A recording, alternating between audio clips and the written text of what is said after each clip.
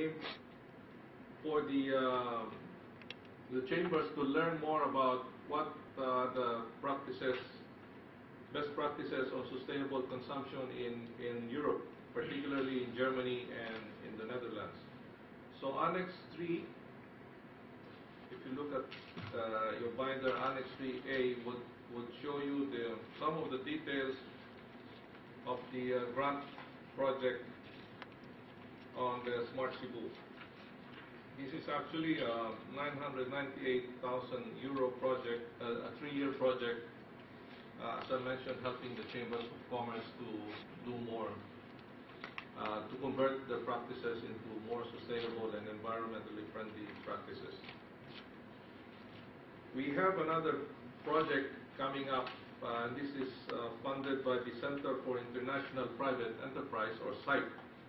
This is based in Washington, D.C. And the main project will be really to institutionalize responsible corporate citizenship in development banks.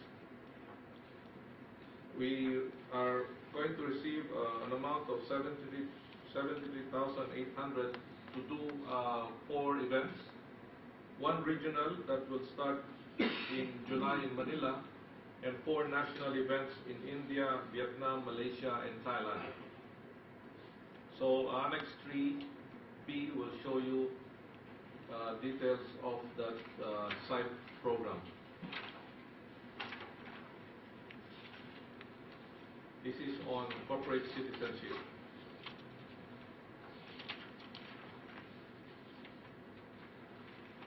Another grant project that we have is from the Australian Aid Agency on financial regulations supporting micro, small, and medium enterprises lending to promote financial inclusion. As you know, these topics on financial inclusions are quite hot topics nowadays. But since members are having portfolio on micro and small enterprise lending, the idea is for these entrepreneurs to be trained in terms of knowing what are the best practices in financial regulations in these countries, in the region. So we have gotten an approval of 244,000 Australian dollars, and we will have a conference, I believe, in June in Manila. So you will be informed of this more in days to come. So Annex 3C will give you some details on this Australian aid project.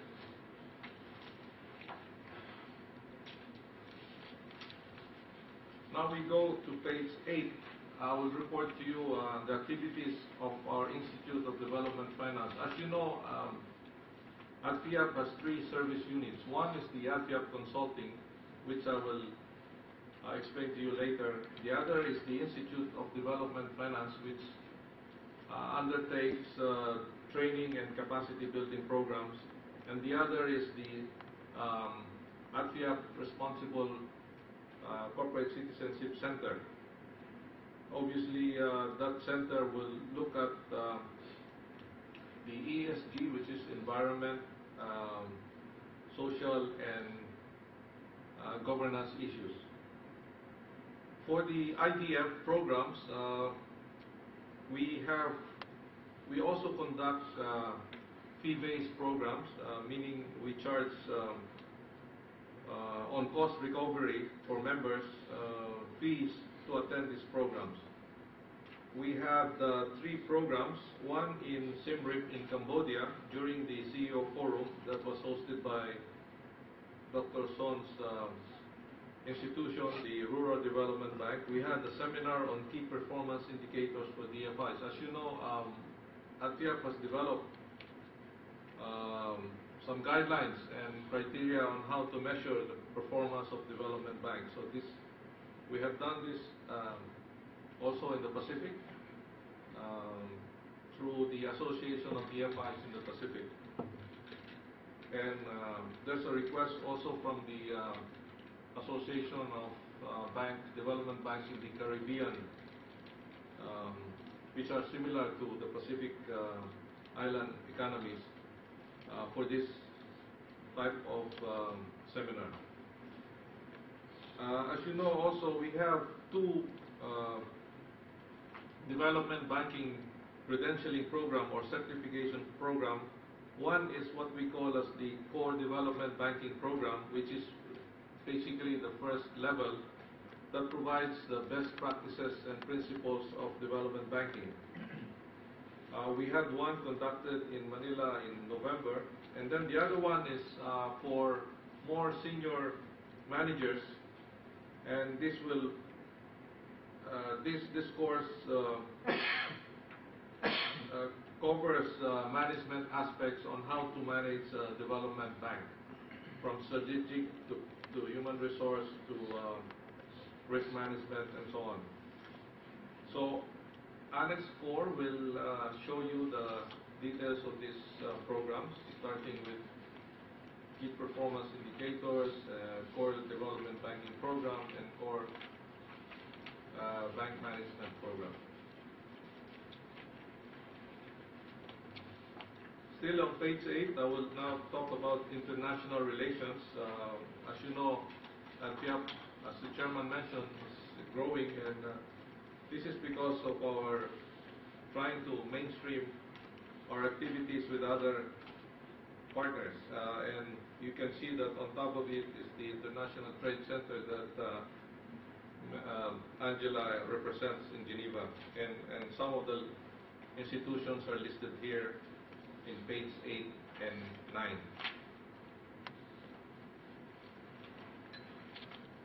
Now, also part of networking and partnership, ADFIAP received several invitations during the period of this report. For instance, we were invited at the Asian Bankers Association's annual meeting. The ABA, the Asian Bankers Association, is the commercial banking association in the region. We were also invited by the Asian Credit Supplementation Institutions Confederation, or ACSIC. These are credit enhancement institutions, which the two one are also attended, I believe, in Cebu. We were also invited by the Asia Pacific Development Center on page 10 in Shanghai, talking about a conference on fiscal and financial policies for low carbon economic development. We were invited by the Inter-American Development Bank, to our friends in ALIDE, which is our sister organization in Latin America, in Bogota, on mitigation of climate change and environmental sustainability for development banks. In Manila, we were invited by another association called Association for Sustainable and Responsible Investment in Asia, or ASRIA, on sustainable and responsible investment practices in the region. In Bangkok, we were invited by the UNESCO, or the UN Economic and Social Commission for Asia and the Pacific, on a conference on facilitating agricultural trade in Asia Pacific.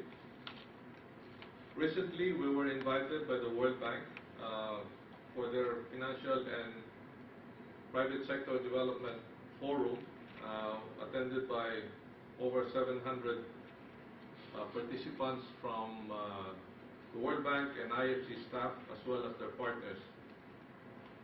We're pleased to report, and allow me, Mr. Chairman, to mention that the Development Bank seems to be more interesting again to the World Bank.